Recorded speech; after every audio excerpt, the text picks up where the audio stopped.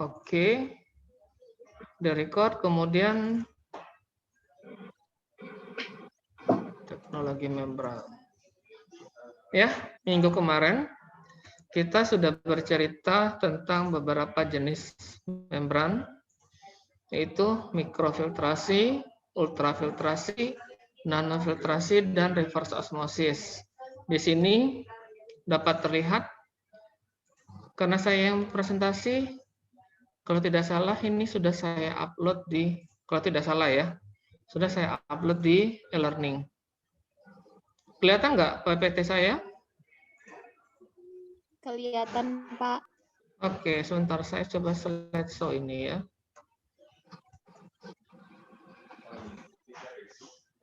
Oke, kelihatan? Ya, di sini perbedaan-perbedaannya bisa dilihat. Untuk mikrofiltrasi itu pemisahan partikel, ultrafiltrasi untuk pemisahan makromolekul, kemudian nanofiltrasi atau reverse osmosis itu pemisahan larutan dengan berat molekul yang rendah. Tekanan osmotiknya dapat diabaikan, tidak dapat diabaikan, tekanan osmotiknya tinggi untuk nanofiltrasi atau reverse osmosis. Ketebalan layer pemisahnya antara 10 sampai 150 mikrometer, asimetrik dengan ketebalan 1 mikrometer. Untuk ketebalan layer ultrafiltrasi itu simetriknya sekitar 0,1 dengan 10 mikrometer. Simetrik dia, kalau mikrofiltrasi asimetrik. Asimetrik itu artinya apa? Kofifa? Iya, Pak. Artinya apa? Asimetrik itu tidak simetris, Pak. Tidak simetris. Sebangun. Tidak apa? Tidak sama, Pak. Tidak sebangun. Tidak sama. Oke. Ya, betul. Ya. Kalau mikrofiltrasi ini pemisahan akibat perbedaan ukuran partikel sama, tapi untuk nano itu akibat perbedaan kelarutan dan difusivitas. Ini untuk nanofiltrasi. Di sini bisa dilihat apa saja untuk mikrofiltrasi itu suspended particle. Kemudian untuk ultrafiltrasi itu adalah, sebentar. Halo Ji, kok salah? Oke, sorry. Oke, silakan Ji. Iya Ji. Oke, siap. Oke, ditunggu. Oke, siap. Kalau gitu, makasih ya Ji ya. Yuk.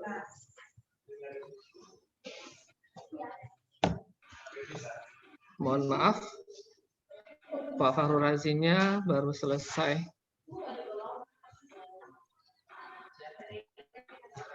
Sholat zuhur, kebetulan di Aceh, di sana agak lebih lambat daripada kita yang di Lampung.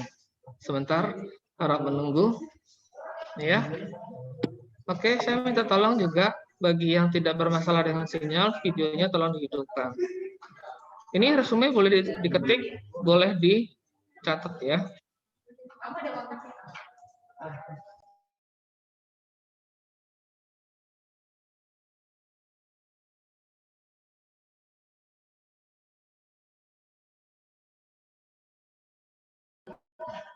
Silakan bagi mahasiswa yang nanti pingin berdiskusi, pingin tanya jawab tentang membran juga boleh, atau mungkin kesempatan kalian ingin bergabung dengan penelitian dengan beliau juga boleh. Yang 2018 ada kesempatan apa tidak? Jadi sebagai informasi saja, beliau S1-nya di Teknik Kimia Universitas Kuala Aceh, S2-nya Teknik Kimia ITB, seangkatan dengan saya, S2, kemudian S3 sempat bergabung dengan saya juga di Tokyo University of Agriculture and Technology. Namun karena beliau tidak mendapatkan beasiswa, akhirnya beliau keluar. dan mendapatkan beasiswa baru setelah beliau kembali ke Aceh menjadi dosen di Sahkuala. Kemudian ini mendapatkan beasiswa dari pemerintahan Jepang untuk melanjutkan studi di di Jepang itu. Jadi kebetulan juga pembimbing saya dengan pembimbingnya Pak Farul Razi sama waktu S2 di Teknik Kimia ITB, sama-sama tentang membran. Ya, itu sedikit tentang beliau. Ini kita berusaha mencari beberapa narasumber supaya ada pengalaman baru buat kalian.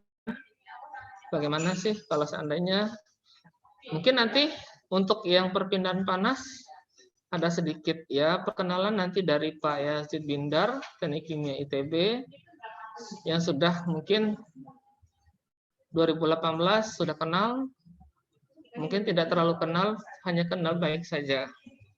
Kayaknya beliau masuk ini.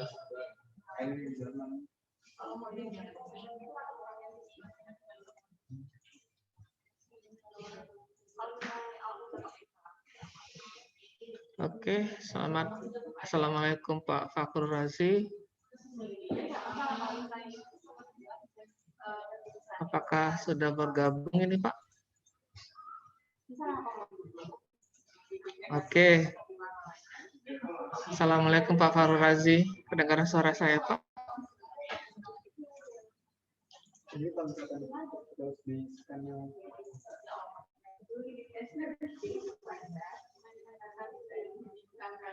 Halo? Halo? Iya, kedengaran Pak? Ya. Kedengaran Pak Fakrul Razi. Oke. Iya, oke. Baik. Yes. Baik. Silakan mungkin Pak Fakrul Razi, saya sudah memperkenalkan sedikit tadi Pak Fakrul Razi ke mahasiswa saya. Mahasiswa saya ada 15 orang ini Pak. 15 orang. Tidak usah banyak-banyak mahasiswanya, mahasiswa S1 dari angkatan 2018 dan 2019. Ini mata kuliah pilihan di Teknik Kimia ITERA. Ini apa ya? Saya lebih senang sudah nggak usah banyak-banyak mahasiswanya seperti mahasiswa S2 di tempat Bapak ya. Gitu. Oke, mungkin Bapak memperkenalkan diri dulu nih sama mahasiswa saya atau satu-satu. Silakan Pak. Oke, baik. Saya persilakan waktunya. Baik, Assalamualaikum warahmatullahi wabarakatuh. Waalaikumsalam warahmatullahi wabarakatuh. Alhamdulillah rabbil alamin wassalatu wassalamu ala asrafil anbiya'i wal mursalin wa ala alihi washabbihi wasallim. Allahumma shalli ala sayyidina Muhammad wa ala ali sayyidina Muhammad. Pertama-tama marilah kita panjatkan puji syukur kehadirat Allah Subhanahu wa taala ya yang telah memberikan kita kesehatan dan nikmat iman sehingga dapat berhadir untuk mengikuti acara kuliah umum pada hari ini. Kemudian tak lupa pula marilah kita sanjung sajikan salawat dan salam ke penghulu alam Nabi besar Muhammad SAW yang telah membawa kita semua dari alam yang tidak berpengetahuan, boleh kita katakan tidak memiliki keimanan, itu kita dibawanya menuju ke alam yang penuh dengan cahaya keimanan. Ini sebelumnya saya mohon maaf dulu karena tadi telat join karena memang di sini waktu zuhur itu tepat pukul 1 atau 1:05 ya. Waktu zuhurnya itu 13:05. Kemudian juga sedikit bersambung dengan makan siang, jadi saya mohon maaf ini agak telat bisa bergabung atau join untuk perkuliahan. Tapi udah selesai makan siang kan Pak? Alhamdulillah sudah. Oke. Mana tahu ngajak kami makan siang ini Pak. Habis boleh kalau bisa kita kirim secara online. Cuma karena nggak bisa karena virtual ya. Mungkin nanti kapan-kapan bisa di ini ketemu darat atau apa ya. Baik, silakan Pak. Ini sebelumnya saya mengucapkan terima kasih kepada Pak Dr. Ferjet ini atas undangan untuk menjadi ya semacam sharing lah, kurang lebih sharing. Saya tidak menganggap ini sebagai perkuliahan. Mungkin saya anggap sharing saja. Jadi mohon nanti ya mahasiswa Pak Ferjet mungkin ya silakan kalau ada yang ingin bertanya tidak terlalu kita ikut pakem silakan. Misalkan pada saat nanti saya menyampaikan barangkali ada yang ingin bertanya ya silakan ya Pak Ferjet nanti yang jadi hostnya juga dipersilakan saja kalau ada yang ingin bertanya.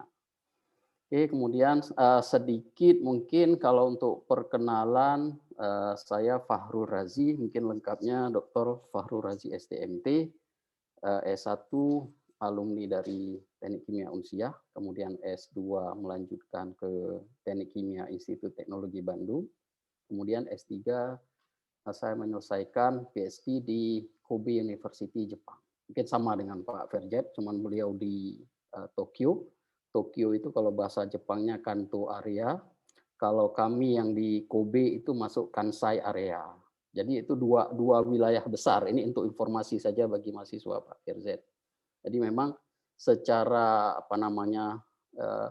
di Jepang kita juga punya Persatuan Pelajar Indonesia PPI, itu biasanya PPI Kanto dan Kansai itu saling adu kuat biasanya karena memang pengaruhnya terbagi dua. Untuk wilayah timur itu Kanto, Tokyo dan sekitarnya. Tapi Kemudian Kanto tuh tetap menang terus, Pak. ya wilayah Kanto menang terus, Pak. menang terus ya. Ya. Karena memang rajanya juga ada pindah ke Kanto ya. Karena dulunya kan di Kansai area di Nara, Kyoto, akhirnya beliau hijrah ke Tokyo. Mungkin itu juga historinya kenapa Kanto selalu menang. Kemudian lebih spesifik lagi Kobe. Kobe ini merupakan salah satu area di Kansai.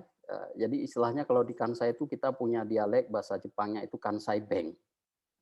Kansai Beng sedikit beda mungkin dengan Kanto area ya ininya bahasanya. Jadi Kobe itu terkenal dulu hampir sama dengan Aceh. Sejarahnya pernah diterpa gempa besar itu tahun 1995. Jadi itu hampir sama dengan Aceh, cuman memang tidak diikuti tsunami, namun gempanya itu lumayan besar, skalanya hampir sekitar 8,5 atau 8,6 lah, kalau tidak salah ingat ya. Jadi memang infrastruktur jalan raya itu banyak juga yang roboh pada saat gempa Kobe tahun 1995. Kemudian kalau dari di sana juga ada salah satu masjid tertua di Jepang, di Kobe itu. Jadi ada salah satu masjid tertua di Jepang yang selamat dari gempuran pada saat Perang Dunia Kedua. Itu tetap kokoh berdiri, cuman hanya retak-retak sedikit. Jadi itu kalau dari makanan dan lain-lain mungkin hampir sama dengan di tempat Pak Ferjet. Mungkin itu untuk sekilas saja. Kemudian kalau di pendidikan saya memang spesialis pada saat PhD, itu S3 saya juga menekuni di membran teknologi. Jadi dari fabrikasi, pembuatan membran sampai pengujiannya atau aplikasinya. Memang masih kita di sana memang skala lab juga ya, bicaranya masih skala lab. Jadi nyambung S2 di membran, kemudian S3 saya juga melanjutkan ke membran. Jadi kurang lebih seperti itu. Oke Pak Ferjet dan adik-adik mahasiswa yang lain mungkin sepintas itu. Oke, mungkin ini saya izin untuk langsung aja Pak Ferjet kita share screen. Oke, silakan Pak Fahrul Razi untuk share PPT-nya. Baik, terima kasih.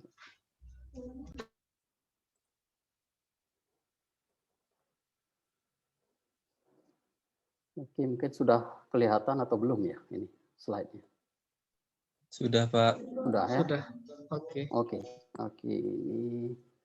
Ini sebenarnya saya juga agak kebingungan untuk memilah-milah mana materi yang mau saya sampaikan ya. Ini musiknya mengganggu. Sedikit saya kecilkan. Oke, kedengaran ya. Jadi kita bicara hari ini mesti saya matikan dulu musiknya. Sebentar saya off-kan dulu ini. Jangan mengganggu.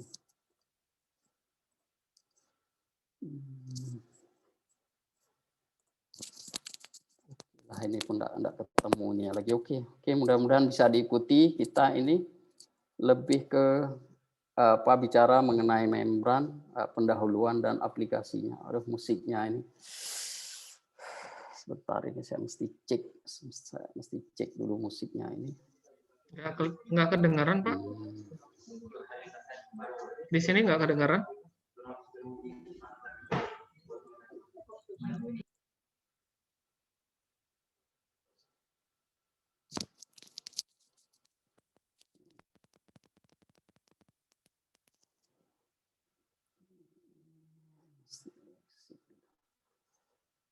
Ini izin saya close dulu ini share screen-nya, saya matikan dulu untuk video musiknya. Oke, sebentar.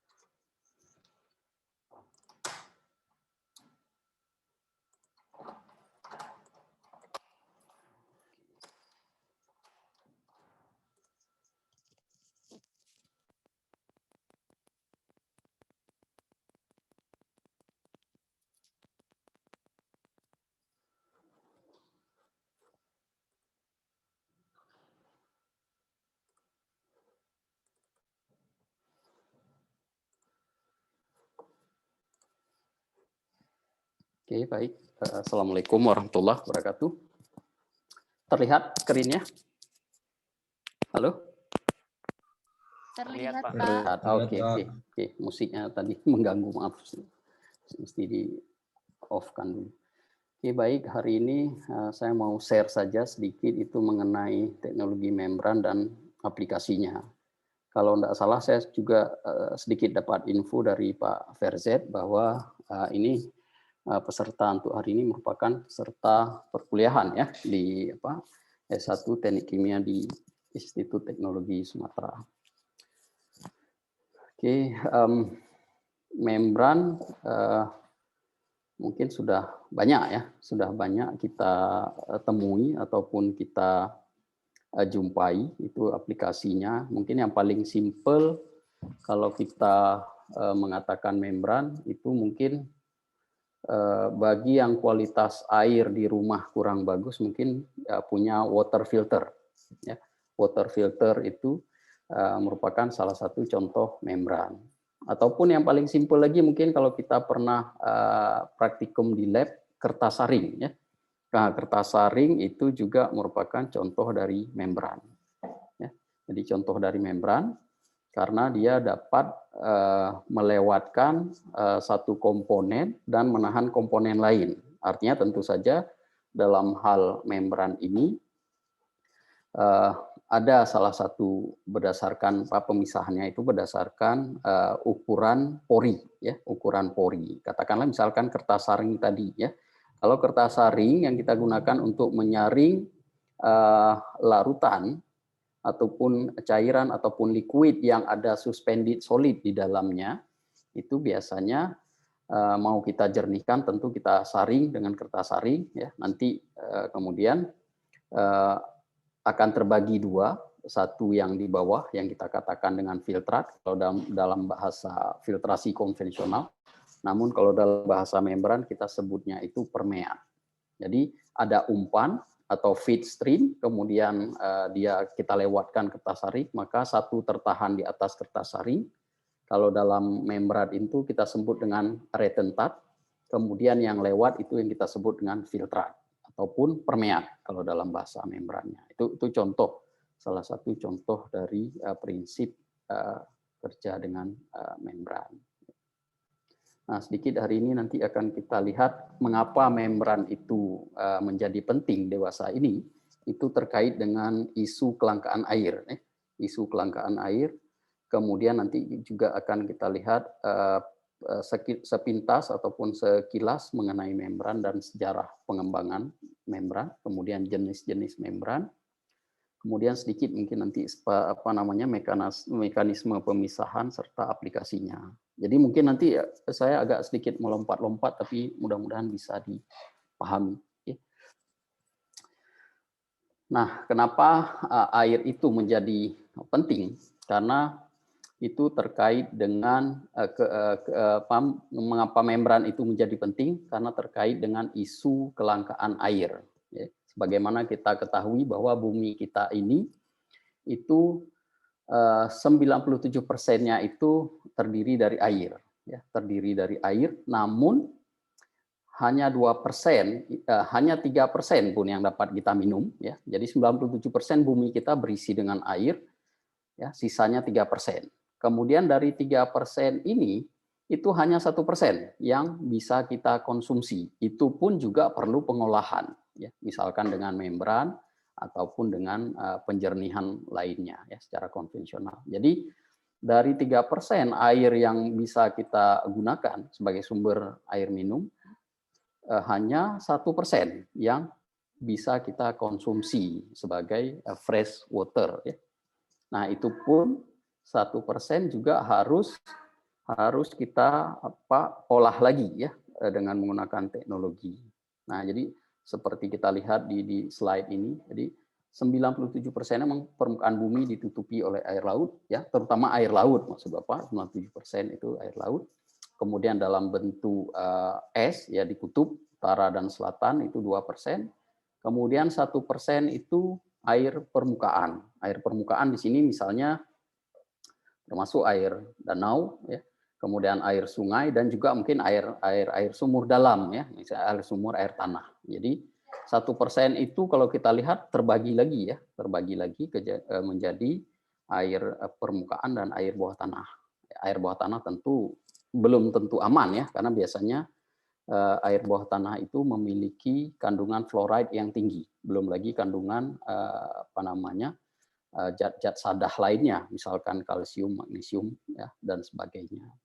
Sehingga ini dari hari ke hari, karena peningkatan populasi dunia yang semakin meningkat, ini tentu saja sangat mengkhawatirkan, ya, sangat mengkhawatirkan. Makanya isu kelangkaan air ini sangat relevan dengan kita bicara dengan perkembangannya itu dengan teknologi membran. Bahkan di abad 21 ini, banyak orang mengatakan bahwa abad 21 ini merupakan abad air. Maksudnya abad air begini, diperkirakan itu sampai dengan tahun 2025 oleh United Nations atau PBB, bahwa itu kurang lebih 1,8 miliar penduduk, ya, itu di negara-negara tertentu itu akan mengalami kelangkaan sumber air. Akan mengalami kelangkaan sumber air, yang mana 2/3-nya itu dalam kondisi yang sangat buruk. Ya. 2/3-nya itu dalam kondisi yang sangat buruk, termasuk daerah-daerah Afrika ya yang sering dilanda kekeringan. Kemudian juga termasuk Middle East, di sini Timur Tengah, misalkan itu Saudi Arabia, ya, kemudian Uni Emirat Arab, Bahrain, Qatar, dan seterusnya. Ya. Terutama kalau kita bicara Afrika, Afrika memang yang paling parah. Ya. Jadi kalau kita lihat di slide ini bisa kita lihat yang bertanda warna merah. Bertanda warna merah ini kalau kita lihat ini yang sebentar ini ya. Ya, yang bertanda warna merah ini 80% dia kondisinya memang sangat luar biasa krisis airnya. Ya, sangat luar biasa krisis airnya. Ini kalau kita balik dulu ke mari, ini Indonesia.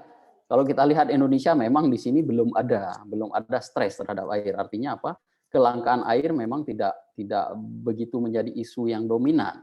Namun kita tidak juga bisa mengatakan kondisi itu akan terus begitu ya, karena memang kita dikaruniakan dengan kelimpahan sumber daya air yang luar biasa, air sungai yang tetap mengalir, tidak kering ya, sepanjang tahun. Namun demikian karena pertumbuhan ataupun populasi penduduk itu diperkirakan maka penggunaan air, misalkan air tanah dan air permukaan itu akan semakin dominan ya. Dari tahun ke tahun diperkirakan juga mungkin Indonesia akan mengalami isu kelangkaan air. Mungkin belum begitu terasa. Namun di kota-kota besar kita dapat melihat bahwa sungai-sungai itu banyak kita melihat warnanya itu cenderung dari abu-abu ya, gray water sampai black water. Artinya pencemaran sudah terjadi bahkan sampai tingkat yang paling parah. Mungkin kalau adik-adik mahasiswa pernah mengikuti pada saat SEA Games tahun 2018 ya kalau tidak salah Bapak di Jakarta, itu kan ada kali di kita itu yang mesti di treatment karena dekat Wisma Atlet kalau tidak salah, dekat Wisma Atlet di Jakarta itu menimbulkan bau busuk sehingga perlu diberikan treatment perlakuan sampai di cover, ditutupkan dengan semacam geomembran itu untuk menyerap bau. Jadi memang sebenarnya kalau kita lihat di slide ini memang region di Indonesia masih aman ya, masih aman. Namun kalau kita pilah-pilah lagi di beberapa tempat kota-kota besar seperti Jakarta, Bandung ya, itu sangat masif. Bahkan pada tahun 2005 itu Bandung itu salah satu sungai terpanjang di Jawa Barat, Citarum, itu sempat dijuluki sungai yang paling kotor. Sungai yang paling kotor di dunia. Itu ada di YouTube-nya. Mungkin nanti bagi adik-adik yang sangat melek teknologi silakan dilihat di YouTube. Sempat dijuluki itu Sungai Citarum, sungai yang paling kotor ya. Karena memang dengan sampahnya ya, limbah tekstil dan sebagainya ya. Bandung karena memang Jawa Barat khususnya dominan dengan limbah tekstil ya. Jadi sempat itu menjadi trending topik ya 2005 ya, itu Sungai Citarum menjadi sungai yang paling kotor, isunya seperti itu. Nah, kalau kita lihat memang dari warna abu-abu Indonesia belum mengalami kelangkaan air, namun seperti yang saya sampaikan tadi ya, ini kita tidak dapat pandang remeh, bisa saja nanti peningkatan yang luar biasa ya. Itu juga akan menyebabkan terjadinya kelangkaan air. Kemudian kalau di region-region atau wilayah lain, misalnya Australia, itu memang sudah sebagian juga sudah mengalami kondisi yang sangat ekstrim, ataupun yang ekstrimnya tingkat menengah dan medium. Kalau kita lihat ya, kemudian tetangga kita yang paling dekat, Singapura.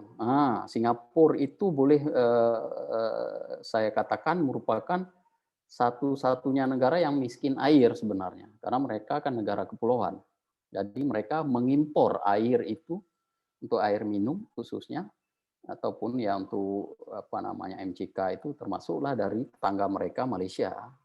Nah, mereka sangat bergantung itu terhadap pasokan air dari Malaysia.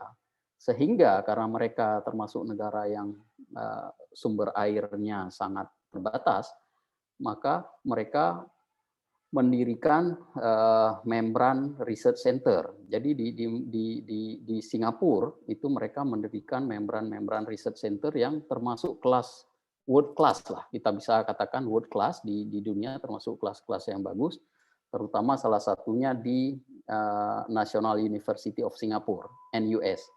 Di NUS itu banyak pakar-pakar dunia, karena Singapura itu punya pendapatan per kapita, mereka punya dana yang cukup, banyak mereka memanggil ahli-ahli membran terkemuka dari seluruh dunia, mereka datangkan. Mereka sanggup bayar, mereka punya dana yang cukup, jadi mereka banyak lembaga-lembaga R&D-nya khusus di bidang membran itu sangat berkembang dengan luar biasa pesat. Ya, sangat luar biasa pesat. Nah, sehingga akhirnya mereka sedikit demi sedikit mampu mengatasi isu kelangkaan air. Jadi mereka memang betul-betul bisa mengolah kembali air yang kita gunakan, misalkan air domestik. Air domestik itu misalkan air dari cuci, mandi, ya. Nah, itu mereka bisa olah kembali sehingga bisa mereka pakai kembali. Bahkan bisa digunakan untuk potable water, untuk air minum yang kualitasnya tidak kalah dengan kualitas kalau di kita ya air aqua, ya, aqua galon itu maksudnya, kualitas sudah sekelas itu. Artinya memang karena memang didorong oleh kelangkaan air sehingga mereka bersungguh-sungguh, akhirnya mereka mampu mengatasi kelangkaan sumber air. Nah, kita Indonesia jangan sampai terbuai karena disokong oleh iklim alam, ya, dengan sumber daya air yang banyak, tapi kita tidak mentreatment, tidak menjaga, suatu saat ini juga akan bisa mengalami kelangkaan. Ini kalau kita lihat di wilayah lain, ya, yang warna merah ini sangat luar biasa parah. Kemudian juga yang ini ke Amerika, ya, Amerika, ini sebagian di Afrika, ini yang Timur Tengah. Timur Tengah memang mereka negara yang kaya akan minyak, tapi miskin akan air karena mereka memang negara gurun, padang pasir, dan yang paling banyak itu airnya ya air laut. Sehingga mau tidak mau mereka juga menggunakan teknologi membran ini. Mungkin salah satu yang paling terkenal itu merupakan teknologi desalinasi air laut. Desalinasi air laut, jadi mereka mengolah air laut untuk menurunkan kandungan garam yang ada di air laut sehingga air tersebut aman untuk dikonsumsi, untuk diminum dan seterusnya. Nah, itu terlihat sekali region ini. Ini Middle East, ya. Middle East ini Timur Tengah, ya, dari Arab Saudi yang Bapak katakan tadi, Arab Saudi, Uni Emirat Arab, Qatar, Bahrain dan sebagainya. Jadi boleh kita katakan mereka merupakan world leaders consumers kalau untuk teknologi desalinasi air laut. Jadi mereka luar biasa perkembangannya, ya. Perkembangan untuk teknologi desalinasinya sangat maju pesat. Oke, kemudian inilah gambaran sedikit mengenai membran. Apa itu membran yang seperti sudah Bapak sampaikan tadi.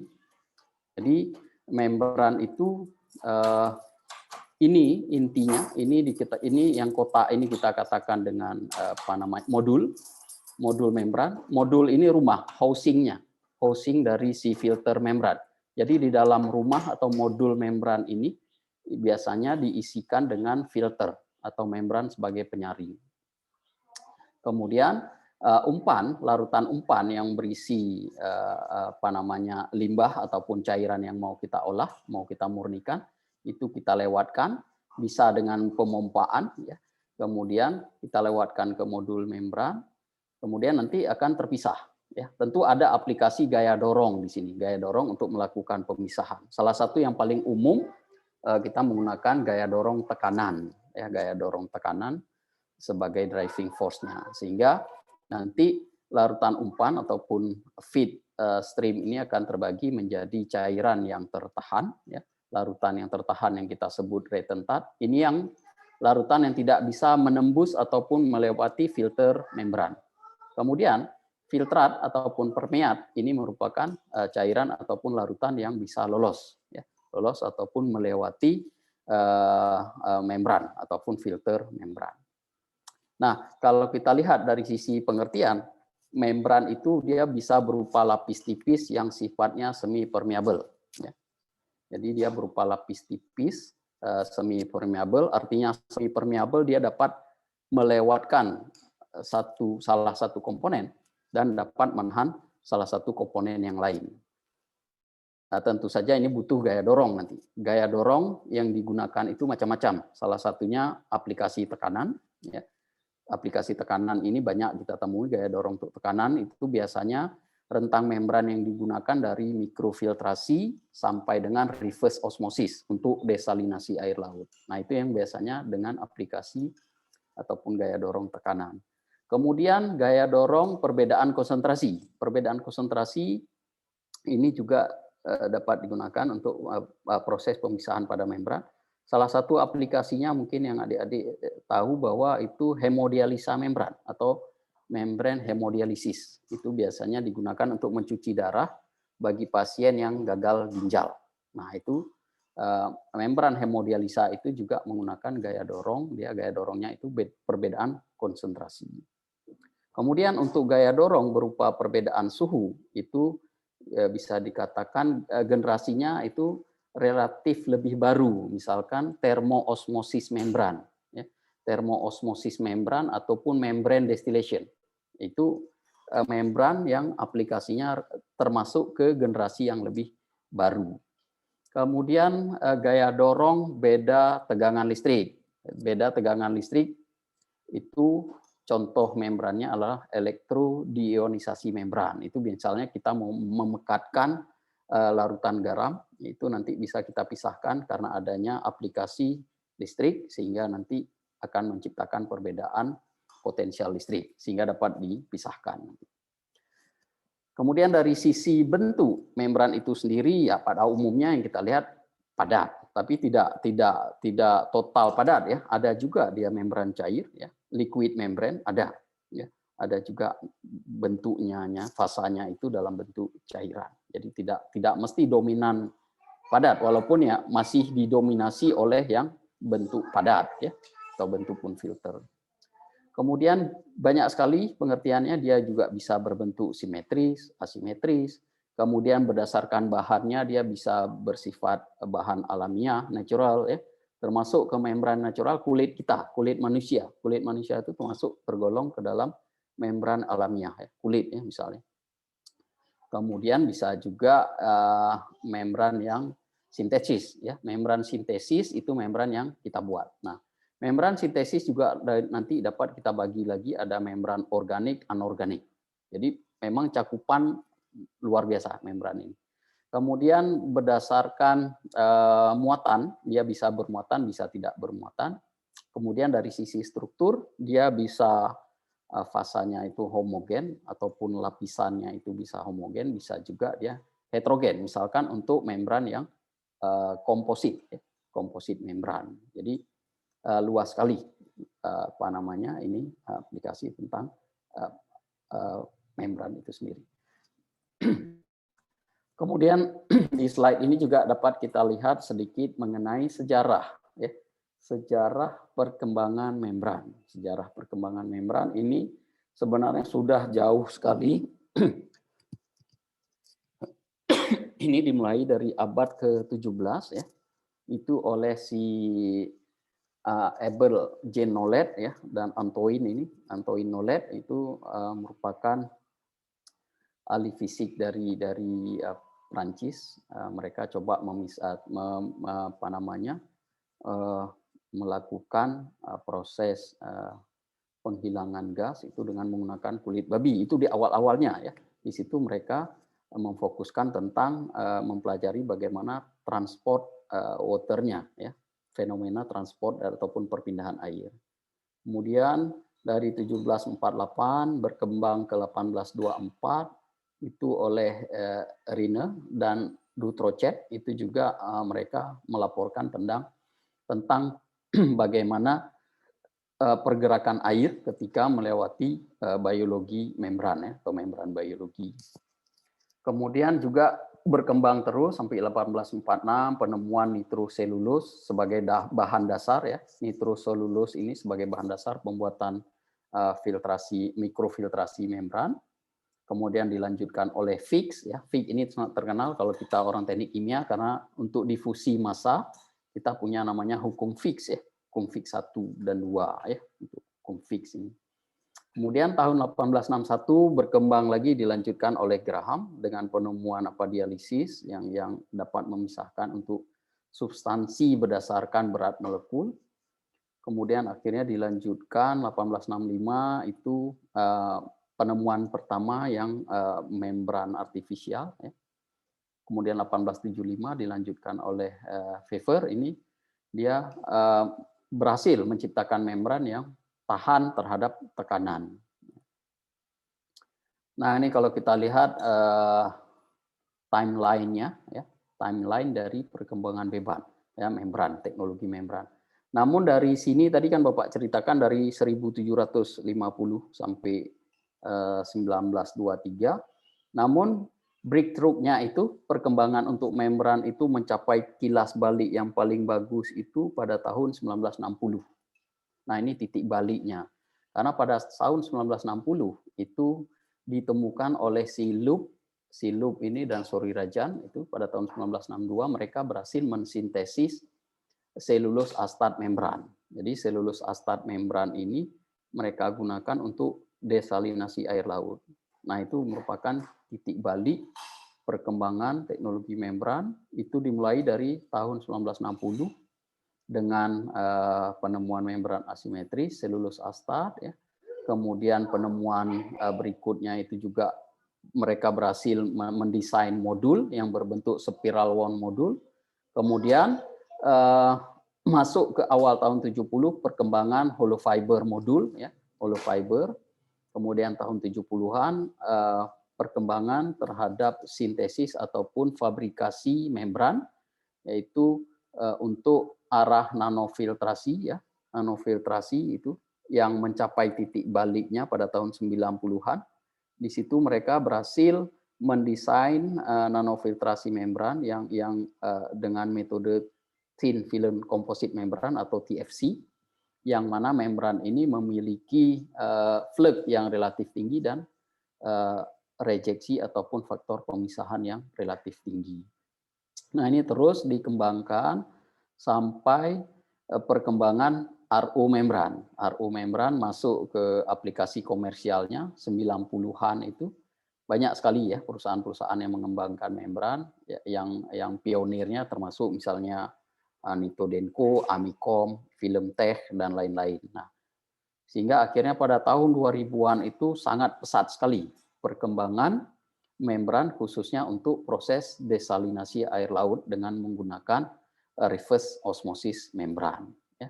Jadi selain dia digunakan untuk yang desalinasi air laut, banyak juga aplikasi-aplikasi lain dari membran ini di industri lainnya. Bisa juga dia pada industri petroleum, oil and gas ada juga, ya. Itu penggunaan dari membran. Kemudian pada industri kelapa sawit juga ada aplikasi dari teknologi membran. Nah, ini kilas baliknya. Nah, kemudian bagaimana mekanisme pemisahan yang terjadi pada membran? Jadi ini sebagaimana yang terlihat di slide, dapat kita lihat bahwa yang Bapak tunjukkan inilah, kalau kita lihat dengan SEM, ini memperlihatkan filter ataupun membran, ya, yang mana ketika kita pasang di dalam housing ataupun modul ini, kemudian kita lewatkan campuran umpan yang memiliki campuran tertentu atau komponen tertentu, maka nanti komponen ini akan terpisah, ya. Satu yang tertahan, anggaplah ini komponen C dan D, kemudian satu yang lewat, atau dua komponen yang lewat, komponen A dan B, dalam larutan permeat ataupun dalam filtrat. Nah, kemudian dalam membran ini bukan hanya permeat saja yang produknya diinginkan. Bisa saja ataupun kadangkala bisa saja produk yang terejeksinya atau yang retentat ini yang kita inginkan mau kita ambil sebagai produk. Jadi tidak mesti melulu permeat itu sebagai produk yang mau diambil. Bisa saja dia retentatnya. Artinya kalau retentat yang kita ambil sebagai produk itu dalam bahasa membrannya itu kita katakan pemekatan, ya. Misalkan untuk pemekatan jus buah, ya. Nah, itu biasanya yang diambil itu bukan adalah retentatnya, ya. Jadi retentatnya. Tapi kalau misalkan untuk pemurnian, biasanya emang yang diambil adalah sebagai produk yang diambil itu berupa permeatnya ya, ataupun larutan permeat. Oke, sampai di sini dulu. Ada yang ingin ditanya sebelum kita lanjut? Ada? Kalau tidak ada mungkin saya lanjut dulu. Slide-nya juga tidak terlalu banyak saya siapkan, sekitar 20-an. Nah, ini kalau mau kita lihat, mau kita bedah lebih jauh mengenai struktur morfologi dari membran. Nah, ini kalau kita lihat seperti ini ya. Nah, ini dia membran, ini ada lapis-lapis. Nah, ini dikatakan asimetris membran atau membran asimetrik. Kenapa dikatakan asimetrik? Karena sepanjang ketebalan dari membran ini itu memiliki kerapatan yang berbeda-beda. Kerapatan yang berbeda-beda. Kalau kita lihat yang paling atas, yang berwarna merah, circle yang berwarna merah ini, itu merupakan lapisan selektif. Ya. Lapisan selektif itu biasa memang ditempatkan di atas karena dia yang berfungsi sebagai penyaring. Ya. Nah, lapisan paling atas ini merupakan lapisan rapat, dense kalau dalam bahasa membrannya. Nah, ini merupakan lapisan penapis, lapisan penyaring. Di sini itu sangat tipis. Jadi karena dia merupakan lapisan yang bertanggung jawab terhadap proses pemisahan untuk penyaringan, maka dibuat setipis mungkin, ya, setipis mungkin, namun serapat mungkin, ya, serapat mungkin, sehingga hanya komponen-komponen tertentu yang memiliki ukuran yang lebih kecil daripada ukuran pori si lapisan tipis atas ini yang bisa lolos. Ya. Nah, ini biasanya ukurannya sangat tipis dia, tebalnya mungkin dalam skala, kalau kita bicara dalam skala nano atau 1 kali 10 pangkat min 9 meter, itu dia biasanya sekitar 20 nano, ya, 20 nano. Jadi kecil sekali, 20 nano ya. 1 nano itu 1 kali 10 pangkat minus 9 meter ukurannya. Jadi bisa adik-adik bayangkan semua bahwa 20 nano itu sangat kecil sekali. Tentu saja tidak bisa kita lihat ya secara visual itu kecuali dengan peralatan yang kita namakan dengan scanning electron microscope atau SEM. Nah, kemudian lapisan di bawahnya yang hijau ini merupakan lapisan penyangga kedua ya. Penyangga kedua biasanya ini berupa lapisan non-woven ya, yang sifatnya penyangga ya, penyangga atau untuk memberikan kekuatan ataupun support kepada lapisan atas.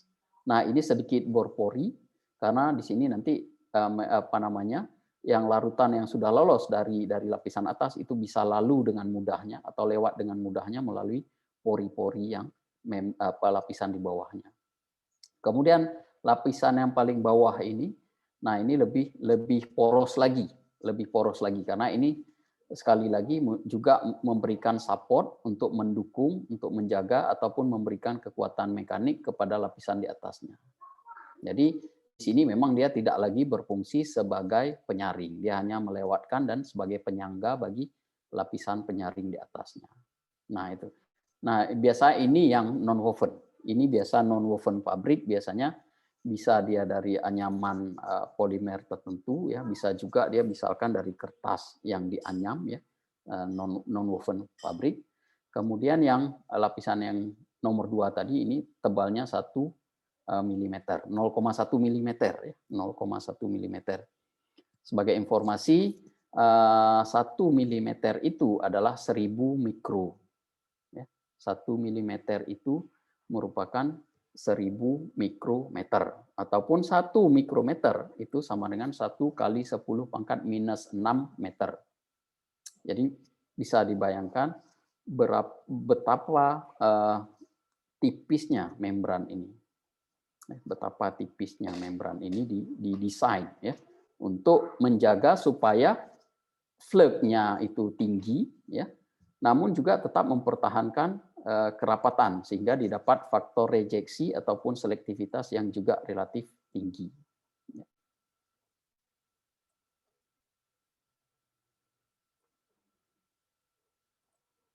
Oke, nah ini kalau mau kita lihat pengelompokan membran, kalau mau dilihat ini pengelompokan membran ya, pengelompokan membran kalau mau kita lihat ini yang Bapak tampilkan hanya salah satu contoh saja. Salah satu contoh membran yang menggunakan aplikasi gaya dorongnya berdasarkan beda tekanan. Ya, beda tekanan. Kenapa ini yang Bapak tampilkan? Karena digunakan. Jadi kelompok membran ini yang paling banyak digunakan selain kelompok membran yang lain. Ya. Sehingga ini menjadi penting, sehingga perlu ditampilkan.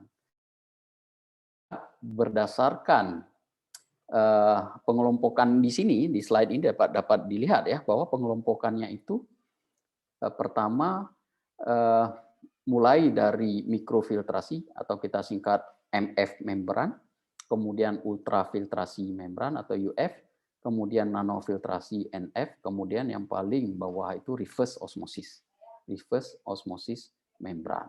Nah, ini.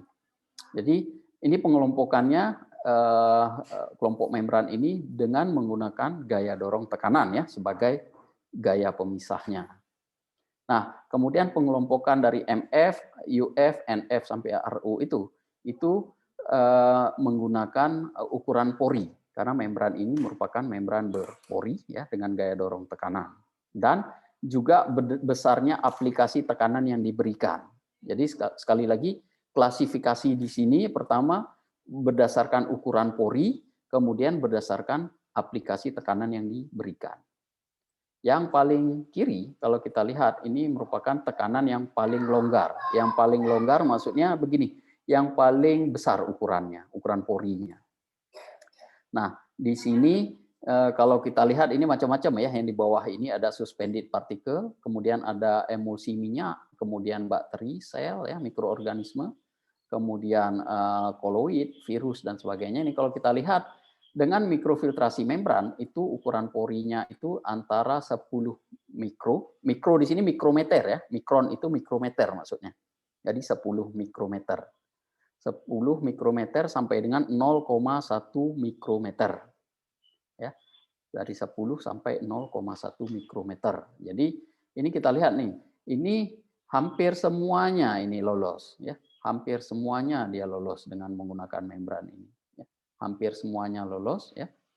Nah, ini kalau kita lihat ini yang lolosnya ini ya.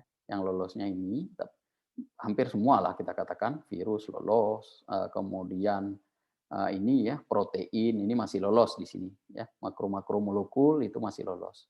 Namun kalau untuk emulsi minyak cukup kita gunakan mikrofiltrasi membran ya. Nah, mikrofiltrasi membran ini juga dikelompokkan berdasarkan aplikasi tekanan, dia menggunakan tekanan yang paling rendah, 0,2 sampai dengan 5 bar. Ini kira-kira kalau Bapak tanya, ada yang tahu enggak? 1 bar itu berapa? 1 bar itu kira-kira tekanannya seberapa besar ya? Kalau dalam apa yang lazim ya, misalnya tekanannya. Ya, berarti 0,2 bar kan kecil sekali ya, 5 bar. Kalau apa namanya tekanan udara bebas atau tekanan atmosferik ya 1 atm ya. 1 atm itu kan 1,03 bar. Paham ya? Maksudnya kita dalam ruangan seperti ini saja itu tekanan yang bekerja di ruangan ini adalah 1,03 bar 1 atm. Jadi betapa kecilnya aplikasi tekanan yang digunakan untuk pemisahan pada mikrofiltrasi membran. Kemudian yang meningkat aplikasi tekanannya itu masuklah ultrafiltrasi. Jadi ultrafiltrasi itu mulai 5 bar dia, 5 bar sampai dengan 10 bar aplikasi tekanannya. Dengan ukuran pori 0,1 mikrometer sampai dengan 1/100 mikrometer ataupun 0,01 mikrometer. Nah, di ultrafiltrasi ini dia biasanya itu mampu menahan zat-zat makromolekul. Ya, makromolekul ini maksudnya zat-zat yang memiliki BM yang tinggi, berat molekul yang tinggi. Misalnya masuklah ke situ juga misalnya polimer ya, zat-zat polimer misalnya, kemudian protein ya. Polimer contohnya misalnya cat ya. Cat itu kan masuk dalam polimer ya. Kemudian protein dia masih bisa ditahan oleh ultrafiltrasi membran. Kemudian nanofiltrasi. Nanofiltrasi itu ukuran pori yang digunakan pada nanofiltrasi itu 1/100 mikrometer sampai dengan 1/1000. Ya, 1/100 mikrometer atau 0,01 sampai dengan 0,001 mikrometer. Nah, aplikasi tekanannya jauh lebih tinggi. Dia bisa dari 5 sampai 20 bar. Ya, walaupun di sini dituliskan 5 sampai 10 bar, namun masih lazim digunakan untuk nanofiltrasi ini 5 sampai dengan 10 bar. Nah, pada nanofiltrasi ini itu dia sudah menahan yang lolos dari ultrafiltrasi itu dapat ditahan oleh si nanofiltrasi. Ya, masih dapat ditahan. Contohnya di sini monovalent ion, kemudian divalent ion kan, kemudian sub molekular organik itu mampu ditahan oleh si nanofiltrasi membran. Ya. Gula pun misalnya pemisahan nira tebu itu bisa kita gunakan nanofiltrasi membran untuk memisahkan atau menjernihkan cairan gula.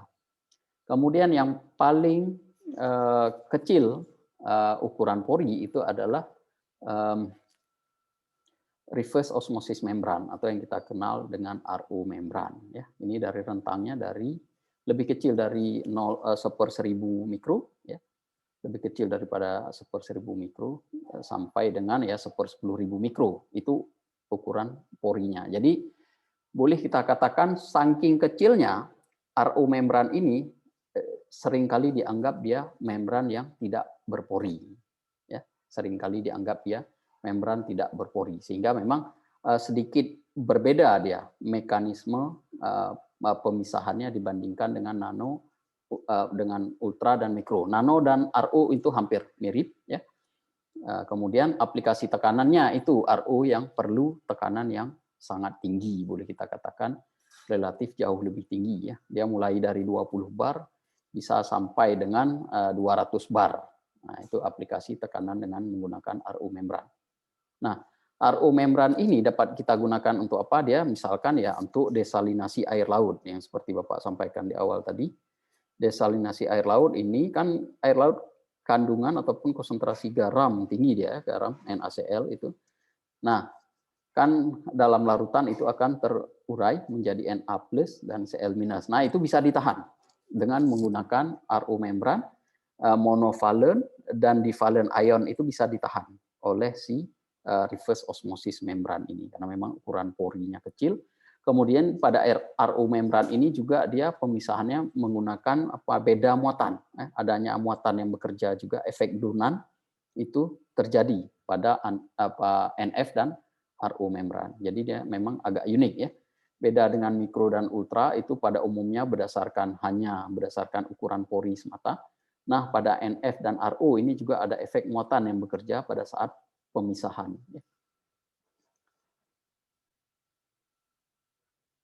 Nah, contoh RO mungkin, ini sebelum jauh sekali Bapak sampaikan contoh RO, mungkin adik-adik pernah melihat di yang paling banyak kita temui di kita itu ya air isi ulang, ya. Air isi ulang itu kan ada air RO. Nah, itu salah satu contoh dari aplikasi RO membran. Jadi itu sudah memang menggunakan reverse osmosis membran, ya. Teknologinya sudah menggunakan reverse osmosis membran. Nah, mengapa membran ini menjadi penting untuk digunakan di industri? Yang pertama, memang membran ini dia produksi permeatnya itu relatif memiliki kualitas yang cukup konsisten. Konsisten dalam artian memang kemurniannya itu tinggi. Ya. Produk yang dihasilkan dari proses pemisahan dengan membran ini memang memiliki tingkat kemurnian yang sangat tinggi. Kemudian biaya operasi yang relatif rendah. Relatif rendah di sini kita katakan misalkan untuk membran mikro tadi, ya. Mikro dan MF itu relatif masih menggunakan tekanan yang rendah, ya. Hanya beberapa bar dari 0,2 tadi sampai katakanlah 5 bar, ya.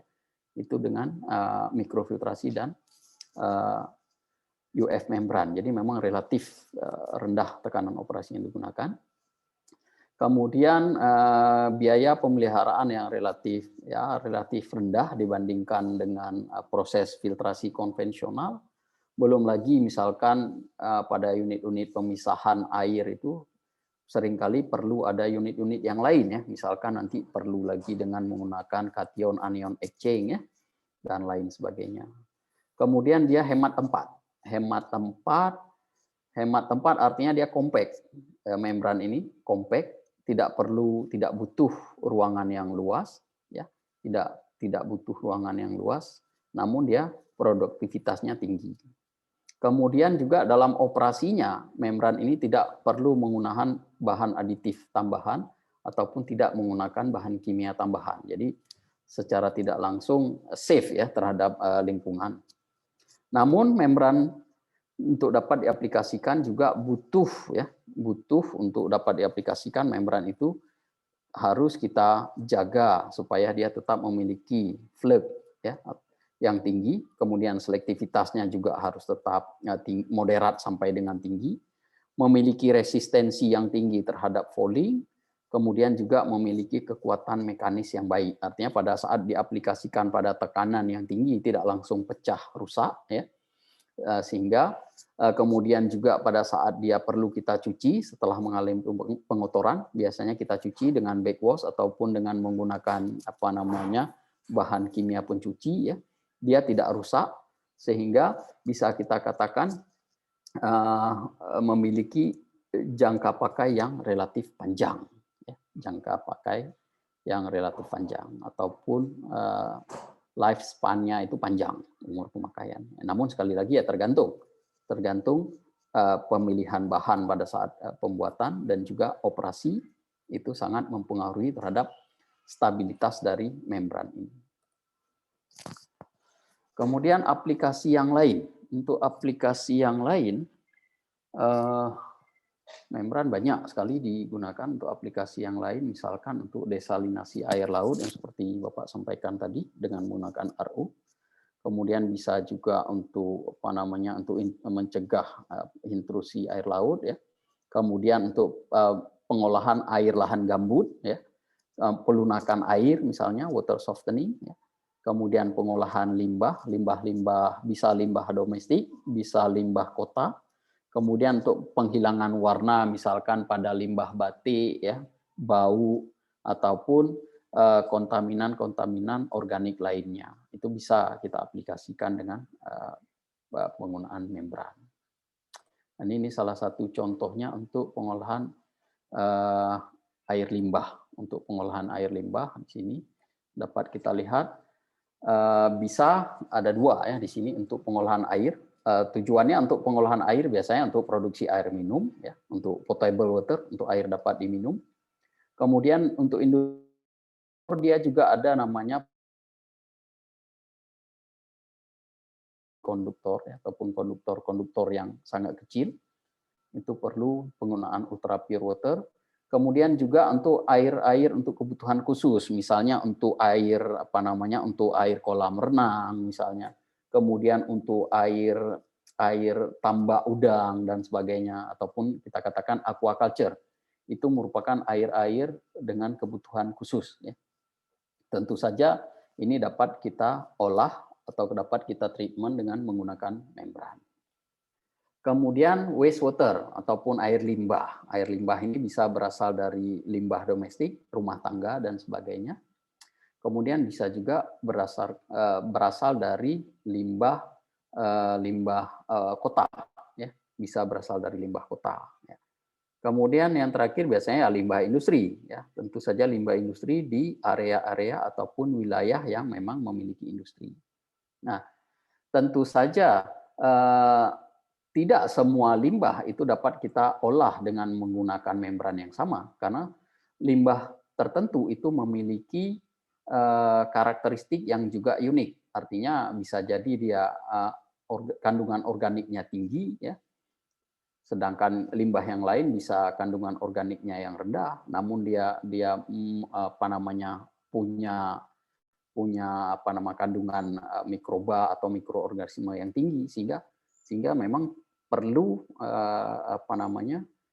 membran tertentu yang memang aplikasinya untuk tertentu pula. Jadi tidak semua limbah bisa kita gunakan misalnya membran yang sama. Itu maksud Bapak. Nah, ini dapat kita lihat pada pengolahan air limbah dari industri, katakanlah. Jadi di mana kedudukan dari membran pada pengolahan air limbah di industri, itu kedudukannya di sini. Ini yang hijau ini maaf agak sedikit kecil. Nah, ini kedudukan dari membran ataupun penggunaan dari membran. Jadi biasanya membran itu dia digunakan di tengah-tengah proses, bisa di tengah-tengah proses ataupun di ujung proses. Jadi bisa saja dia bisa juga sebagai secondary ya, bisa juga untuk primary, bahkan bisa juga untuk ternary ya, tapi jarang. Yang banyak kita temukan dia untuk primary dan secondary. Nah, kalau kita lihat di sini ya. Bisa juga memang pada ternary ujung. Nah, ini ya. Biasanya kan kalau pengolahan limbah itu kita perlu pengolahan limbah dengan menggunakan mikroorganisme ya. Mikroorganisme nanti bisa secara aerobik, anaerobik ya. Kemudian nanti baru pengendapan dengan clarifier dan sebagainya, dan sedimentasi biasanya seperti itu. Jadi memang kedudukan membran itu bisa di primary pengolah awal, tapi jarang ya, jarang. Dia biasa di secondary dan ternary yang terakhir.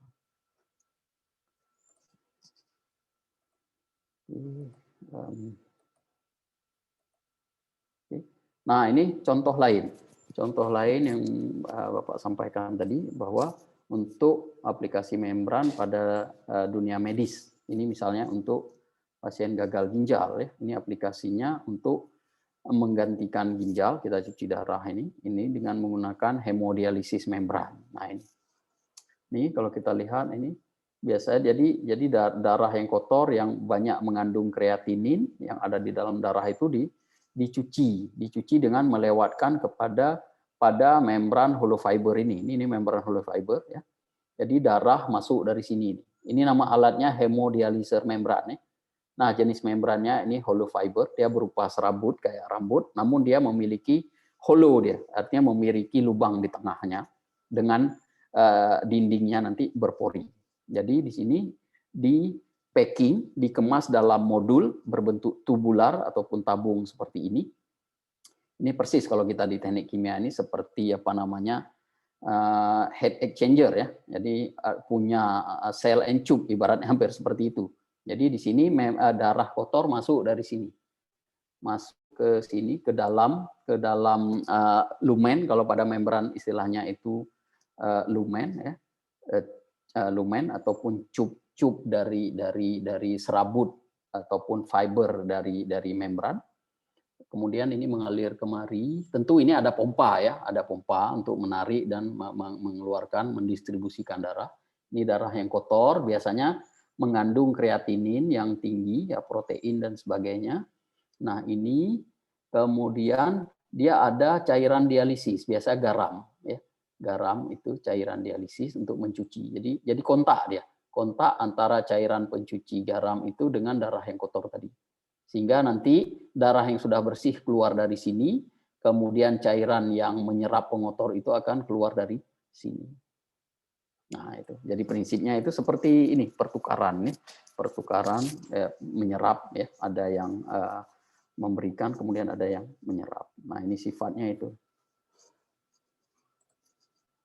Kemudian aplikasi lain ini untuk dairy industri ya. Dairy industri ini masih berbahasa Indonesia ini. Bapak kelupaan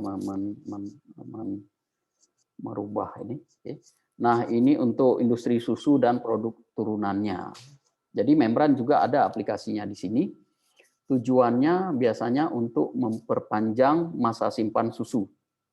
Ya, tujuannya di sini untuk memperpanjang masa simpan susu. Biasanya susu kan dipasteurisasi ya, dipasteurisasi itu untuk untuk membunuh atau menonaktifkan mikroorganisme yang ada dalam susu ya. Nah, dengan membran ini biasanya setelah pasteurisasi juga untuk memperpanjang masa simpan bisa dilewatkan ke membran tertentu ya. Ada istilahnya nanti selain perlakuan suhu seperti pasteurisasi, ada juga dengan menggunakan ultrafiltrasi membran. Jadi untuk memperpanjang masa simpan susu. Nah, ini karena kemudian karakteristik dari industri susu ini biasanya mengkonsumsi air yang tinggi, laju pembebanan organik yang tinggi, konsumsi energi yang relatif tinggi ya. Kemudian ada produk samping, biasanya timbul bau. Ini karakteristik dari industri susu. Nah, ini flow proses diagramnya, flow proses diagram pada industri susu. Nah, biasanya membran dia itu di sini. Itu biasanya membran bisa di sini setelah pasteurisasi. bisa juga di sini ya pada saat misalnya kita mau memisahkan krim dengan whole milk-nya atau skim milk, itu bisa kita gunakan membran di unit di sini untuk mengganti ini. Kemudian setelah pasteurisasi bisa juga di sini. Itu untuk apa namanya? Aplikasi dari membran itu sendiri. Jadi pendek kata banyak sekali aplikasi dari membran. Nah, ini kalau kita lihat lebih detail bahwa aplikasi membran untuk industri susu dan turunannya, nah seperti ini. Salah satu contohnya misalnya itu penggunaan dari mikrofiltrasi membran. Yang baik biasanya 0,6 sampai 0,7 mikrometer. Ya. Ini susu nanti akan dipisahkan menjadi bakteri dan lemak, kemudian protein susu, kasein. Nah, ini. Jadi ini bisa diambil lemaknya misalkan, kalau mau diambil protein kaseinnya ya ini yang diambil. Nah, di sini suhu operasinya biasa dijaga 45 sampai dengan 50. Biasanya dengan flow rate yang relatif tinggi ya di atas 6 meter per detik. Kemudian aplikasi tekanan yang relatif masih rendah. Kemudian penghilangan bakteri ataupun rejeksi bakteri hampir 100% ini, 99% ya. Flux relatif tinggi dengan menggunakan membran keramik ya. Kemudian bisa memperpanjang masa simpan susu dari 12 hari ya sampai 18 hari. Anggaplah sekitar 6 atau 7 hari ya. Nah, kemudian aplikasinya di industri biasanya itu dikombinasikan ya. Jadi berupa proses hybrid setelah pasteurisasi ataupun perlakuan high temperature ya, ultra high temperature itu biasanya baru dilewatkan ke membran mikrofiltrasi. Tujuannya itu untuk memperpanjang ataupun untuk menahan si bakteri yang barangkali masih ada yang hidup ya, walaupun sudah diberi perlakuan suhu tinggi tadi. Jadi tujuannya memang untuk memperpanjang masa simpan dari susu tadi. Nah, kemudian mungkin ini sudah menuju slide-slide yang akhir. Di sini Bapak share sedikit. Ini merupakan Global Desalination Plant Capacity. Ini sangat menarik, ya, sangat menarik. Kenapa Bapak tampilkan ini? Karena memang mayoritas aplikasi dari membran ini itu pada proses pengolahan air minum, ya, yang menggunakan air bakunya itu air laut, ya. Jadi memang dengan menggunakan proses desalinasi air laut. Nah, ini bisa kita lihat di slide bahwa kapasitasnya itu sudah mencapai 95,37 million metric, ya, million metric per hari, ya. Dengan negara-negara Timur Tengah sebagai negara yang dominan yang menggunakan jasa teknologi desalinasi air laut ini. Ya, bisa kita lihat luar biasa sekali apa namanya kapasitas pabrik dari desalinasi air laut ini, ya. Dominan sekali memang negara-negara Timur Tengah ini kita lihat yang merah-merah ini, ya, yang merah-merah bertanda titik merah ini itu memang menggunakan air bakunya air laut, ya, untuk mereka produksi menjadi air minum, ya, karena di mereka itu yang ini kan minyak, ya, yang mudah minyak, yang murah minyak, malah yang mahal air laut, yang mahal malah air minum, sehingga mereka sangat rajin, ya, sangat sungguh-sungguh dalam mencari teknologi atau mengembangkan teknologi desalinasi air laut ini ataupun RO membran tadi. Jadi kapasitasnya itu sudah sangat luar biasa. Bisa sampai yang lebih besar itu bisa dari 250.000, ya, meter kubik per hari bisa mereka hasilkan air sekelas air minum yang aman untuk diminum. Di atas 250, ya, meter kubik per hari, ya, 250.000 meter kubik per hari. Bayangkan 1 meter kubik itu kan 1.000 liter, ya. Bayangkan 250.000 meter kubik per hari bisa mereka hasilkan air yang siap minum dari air laut. Jadi kalau kita lihat sekarang Arab Saudi dan Timur Tengah itu malah jadi hijau karena memang produksi airnya itu melimpah. Nah, ini salah satu contoh plant yang di Jubail, ya, di Jubail, Saudi Arabia.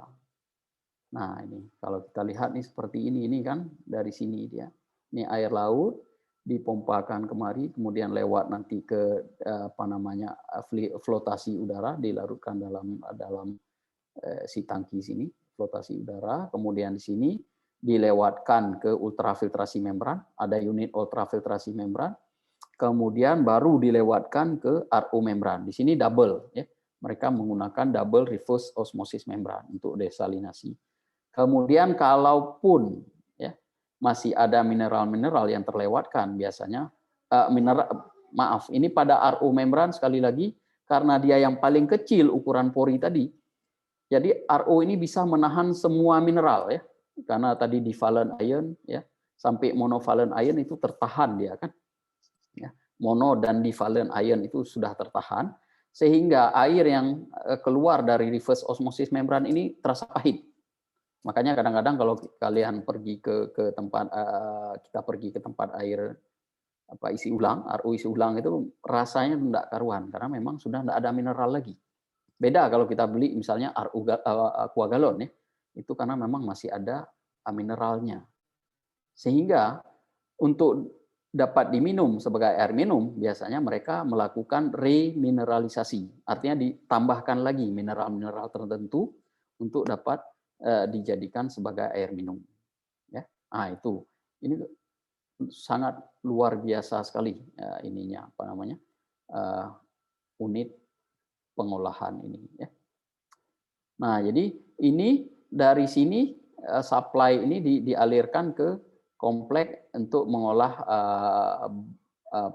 perusahaan gas minyak dan gas terbesar di Arab Saudi yaitu Aramco ya. Jadi Aramco itu menggunakan bahan baku air ya dari proses desalinasi air laut. Jadi mereka sudah sangat mandiri dalam menggunakan sumber daya. Oke, baik. Mungkin ini saja yang dapat saya sampaikan. Mungkin ada pertanyaan atau diskusi. Oke, terima kasih Pak Farul Razi atas ilmunya ini. Silakan yang ingin berdiskusi, bertanya, saya persilakan. Ayo. Numpung ada Pak Farul Razi ini, silakan kalau ingin bertanya.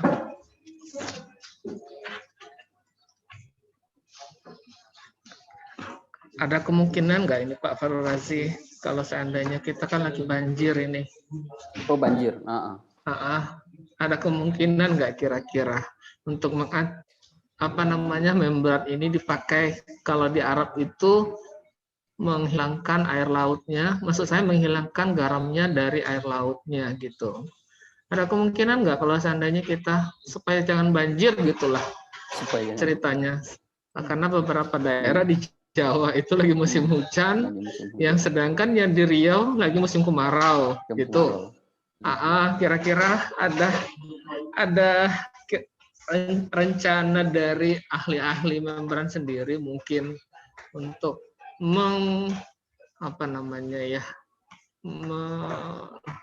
membuat program hal-hal seperti tadi mengatasi banjir atau untuk mengatasi kekeringan.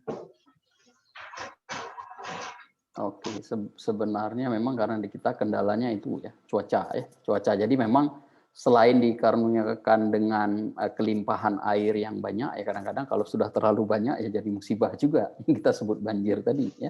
Iya jadi, betul Pak. Jadi memang itu buktinya Tuhan sayang sama kita. Jadi memang masih diberi ini juga ya.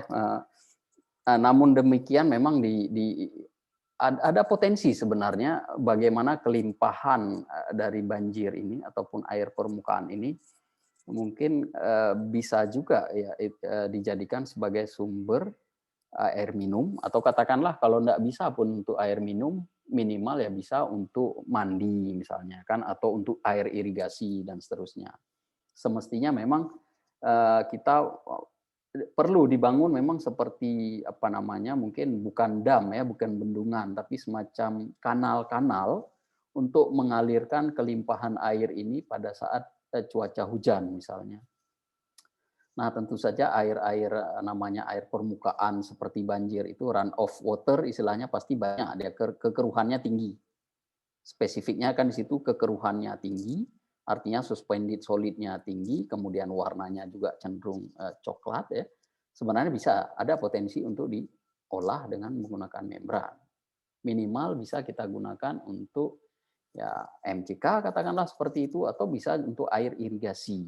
Jadi bisa, karena air itu sendiri kan ada kelas-kelasnya ya penggunaannya, bisa untuk air minum, untuk air industri, air irigasi dan seterusnya. Semestinya ke arah situ sudah ada. Seingat saya ada salah satu tim di Undip ya, di Undip coba, karena di Undip itu juga Semarang kan sering kebanjiran juga karena mungkin terlalu rendah mereka dengan permukaan lautnya ya. Permukaan laut terlalu tinggi dibandingkan daratan sehingga mereka sering kebagian banjir. Itu kabarnya tapi saya tidak tahu persis sejauh mana sudah kabarnya membran sudah mulai mereka aplikasikan. Jadi mereka itu buat kanal-kanal seperti itu. Jadi air itu bisa seperti disimpan, kemudian di treatment dengan menggunakan membran. Tentu saja memang ada potensi ke arah situ. Mungkin sekali lagi memang ada hitung-hitungannya apakah pengolahannya itu membutuhkan cost yang tinggi atau rendah. Nah, mungkin perlu kajian yang lebih spesifik mungkin. Oke, ada yang ingin bertanya? Silakan. Kristomi, ada orangnya? Satu pertanyaan dari Kristomi.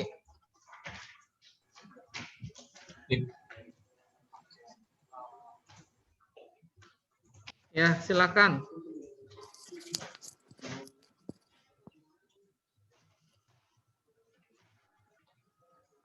Silakan Kristomi, mengajukan pertanyaan untuk Pak Fahru Razi. Suruh bertanya, nggak ada yang bertanya. Oke, saya tunjuk orang yang ingin bertanya. Mesti ditunjuk. Izin maaf Pak, saya dari device Yusril. Ya, silakan. Silakan. Kan dari Pak apa namanya untuk pengembangan dari air laut itu kan yang banyak itu untuk bisa diminum. Nah, apakah yang dimanfaatkan itu cuma air lautnya bisa diminum Pak, atau yang dimanfaatkan dari prosesnya itu ada yang lainnya Kak, seperti untuk air garamnya diambil atau yang lainnya, atau gitu Pak, manfaat lain dari selain air laut itu digunakan sebagai air minum? Baik. Oke, menarik nih. Ini menarik pertanyaannya. Jadi memang yang lazimnya diambil itu produknya memang air minumnya ya, hasil ini. Tapi yang tertahan tadi kan garamnya. Garam itu juga mereka olah. Jadi mereka jadikan garam industri. Ada itu, mereka jadikan garam industri. Ya tentu kan kandungan garam untuk industri kan ada persentasenya. Ya. Ada. Jadi mereka manfaatkan juga sehingga tidak menjadi limbah. Kalau enggak kan tertumpuk garam itu. Ya, tertumpuk garam kan nanti mereka rekristalisasi lagi garam itu, ataupun ya kalau misalnya untuk memenuhi kebutuhan tertentu mungkin perlu mereka encerkan lagi atau tambahkan mineral yang lain supaya tidak terlalu ini kan. Katakanlah misalkan tambahkan lagi dengan iodium misalkan. Jadi bisa untuk garam makan gitu, untuk garam dapur. Ada mereka manfaatkan.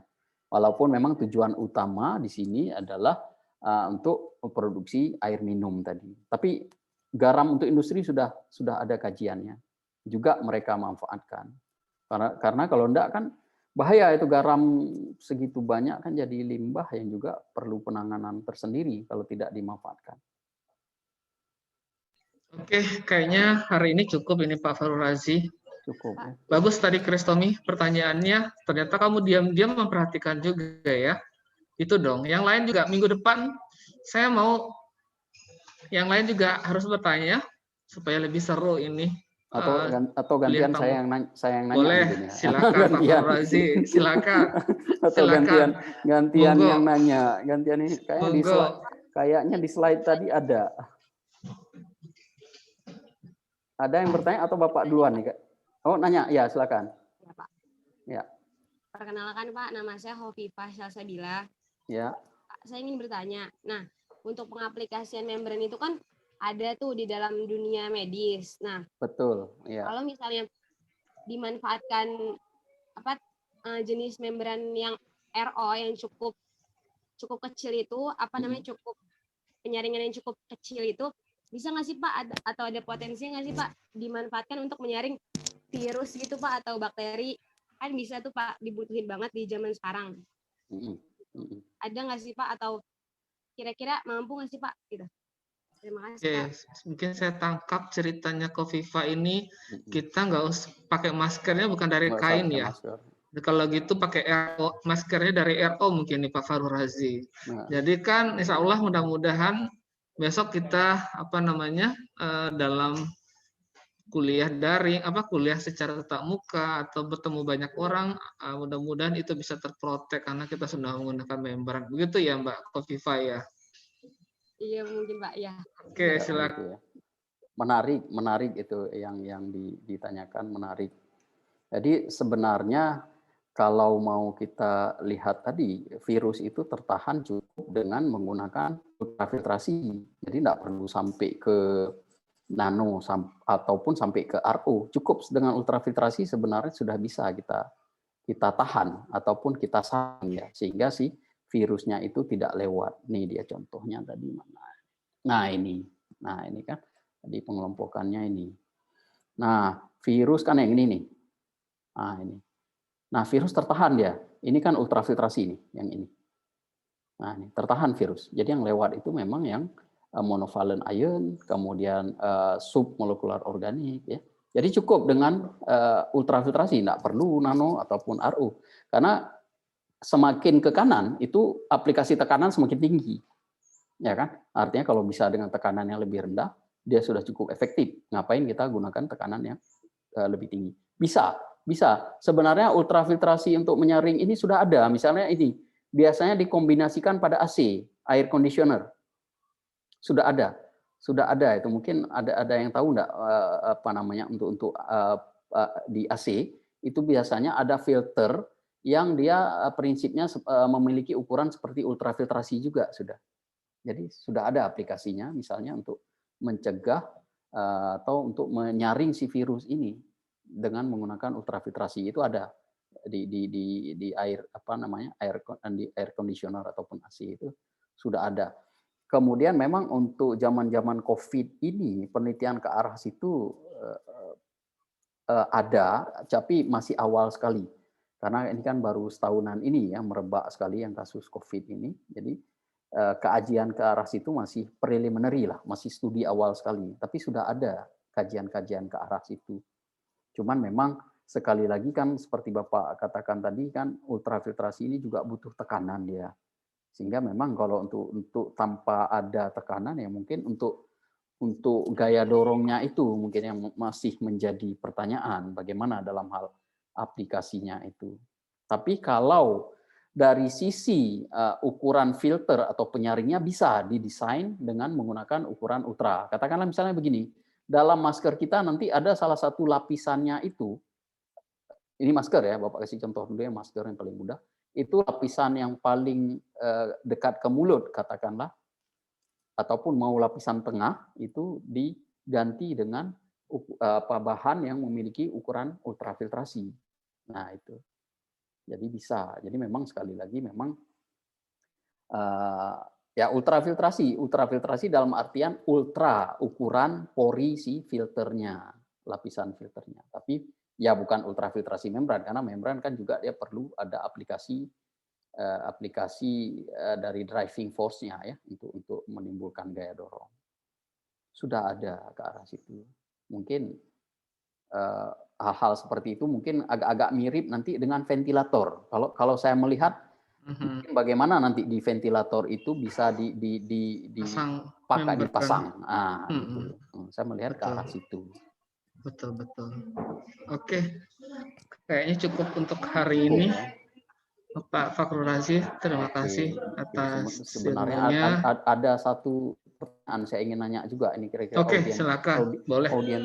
Audien tadi nangkep silakan. Kan saya jadi silakan. Ada tadi di mana yang ingin saya tanyakan. Silakan Pak. Silakan dipilih orangnya ini.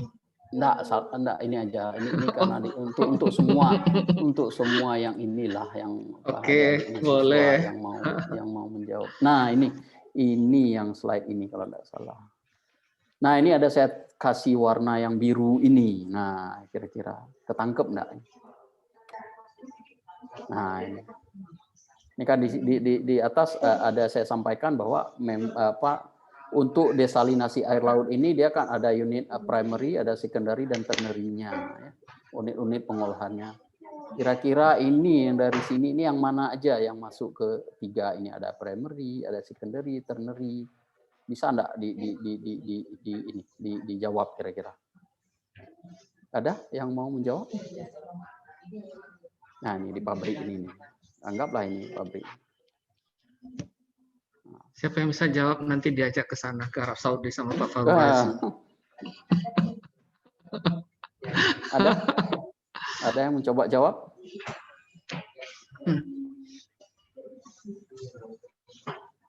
Ayo. Ini kan ada 4 nih ya, ada 4 proses ya.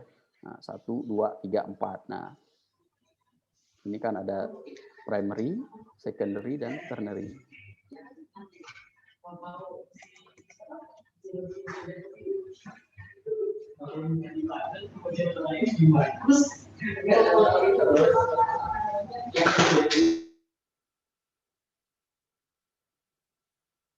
Ada?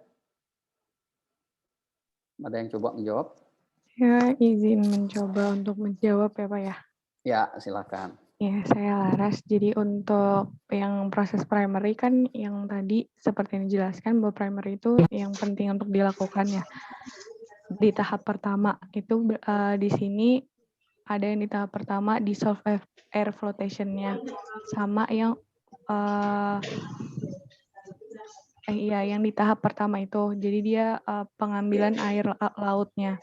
Untuk yang proses sekunderinya itu di sini ada ultrafiltration sama double reverse osmosis.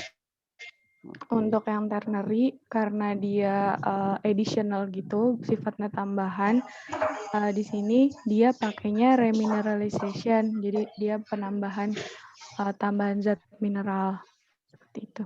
Gitu Pak. Oke. Ya, mudah-mudahan yang lain juga bisa ya nangkap ya ke situ ya, arahnya memang dia ada unit tambahan dan ada unit ada unit utama dan ada juga unit tambahan. Oke, menarik ini, berarti audien masih bisa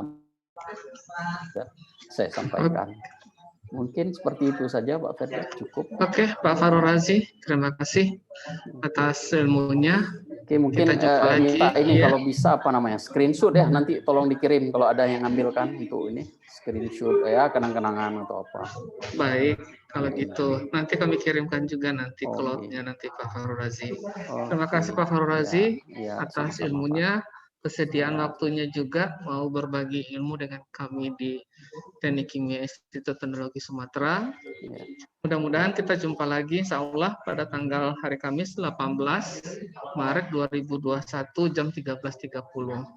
Mungkin itu saja dari kami. Terima kasih atas waktunya. Perkuliahan hari ini saya cukupkan. Saya akhiri dengan wassalamualaikum warahmatullahi wabarakatuh. Waalaikumsalam warahmatullahi wabarakatuh. Oke, Pak Farul Razi, makasih ya Pak ya. Pak. Oke, terima kasih semuanya. Terima kasih semuanya, Pak Nanti juga maaf semua Pak, audien. Ya. PPT-nya nanti boleh di-share ke mahasiswa nanti, kirim ke saya dulu. Ya, via Pak Ferjet mungkin boleh lah nanti. Baik. Ya, Oke, makasih Pak Farul Razi ya. Ya Pak, izin live selalu Pak ya. Pak. Oke, Ya, makasih banyak semua, semuanya. izin live. Ya, assalamualaikum.